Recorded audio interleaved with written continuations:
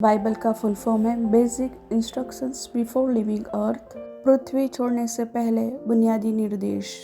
पाउल प्रेरित द्वारा लिखी गई फिलिप्पी कलीसियाओं को पत्री,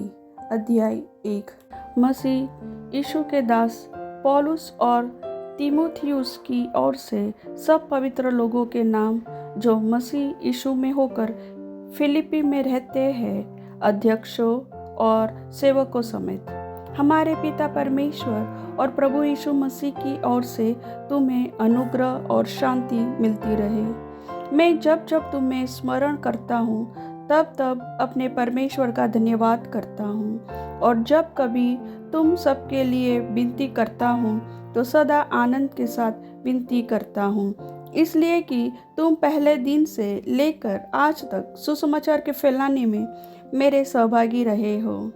मुझे इस बात का भरोसा है कि जिसने तुम में अच्छा काम आरंभ किया है वह उसे यीशु मसीह के दिन तक पूरा करेगा। उचित है कि मैं तुम सब के लिए ऐसा ही विचार करूं, क्योंकि तुम मेरे मन में आ बसे हो और मेरी कैद में और सुसमाचार के लिए उत्तर और प्रमाण देने में तुम सब मेरे साथ अनुग्रह में सहभागी हो। इसमें परमेश्वर मेरा गवाह है कि मैं मसीह यीशु की सी प्रीति करके तुम सब की लालसा करता हूँ।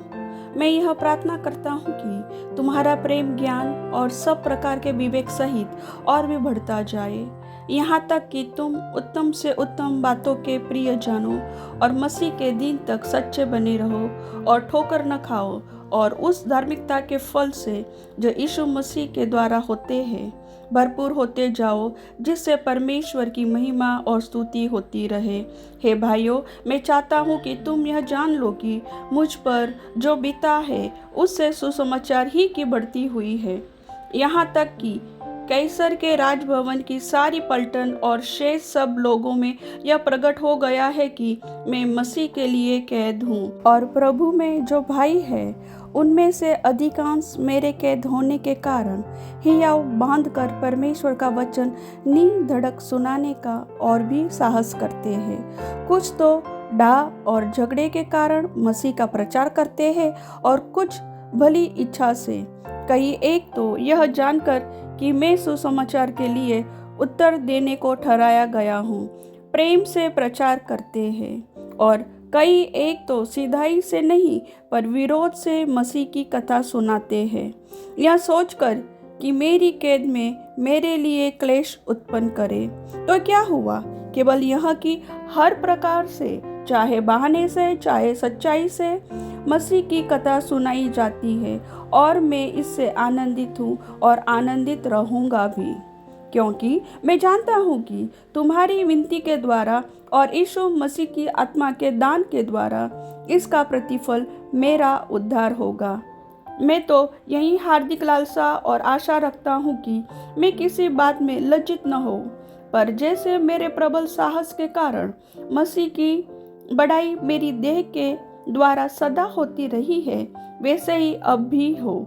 चाहे मैं जीवित रहूं या मर जाऊं, क्योंकि मेरे लिए जीवित रहना मसीह है और मर जाना लाभ है। पर यदि शरीर में जीवित रहना ही मेरे काम के लिए लाभदायक है तो मैं नहीं जानता कि किसको चुनूं, क्योंकि मैं दोनों के बीच अधर में लटका हूँ। जी तो चाहता है कि कुछ करके मसीह के पास जा रहूं, क्योंकि यह बहुत ही अच्छा है, परंतु शरीर में रहना तुम्हारे कारण और भी आवश्यक है, इसलिए कि मुझे इसका भरोसा है। अतः मैं जानता हूँ कि मैं जीवित रहूँगा, वरन तुम सब के साथ रहूँगा, जिससे तुम विश्वास में दृढ़ होते जाओ और उसमें आनंदित रहो, और जो घमंड तुम मेरे विषय में करते हो वह मेरे फिर तुम्हारे पास आने से मसीह यीशु में अधिक बढ़ जाए। केवल इतना करो कि तुम्हारा चाल चलन मसीह के सुसमाचार के योग्य हो, कि चाहे मैं आकर तुम्हें देखूं चाहे न भी आऊं, तुम्हारे विषय में यही सुनूं कि तुम एक ही आत्मा में स्थिर हो और एक चित्त होकर सुसमाचार के विश्वास के लिए परिश्रम करते रहते हो, और किसी बात में विरोधियों से भय नहीं खाते। यह उनके लिए विनाश का स्पष्ट चिन्ह है, परंतु तुम्हारे लिए उद्धार का, और यह परमेश्वर की ओर से है, क्योंकि मसीह के कारण तुम पर यह अनुग्रह हुआ कि न केवल उस पर विश्वास करो, पर उसके लिए दुख भी उठाओ। और तुम्हें वैसा ही परिश्रम करना है जैसा तुमने मुझे करते देखा है, और अब भी सुनते हो कि मैं वैसा ही करता हूँ। प्रभु वचन के सुनने वाले सभी भाई बहनों को आशीष दे। आमीन।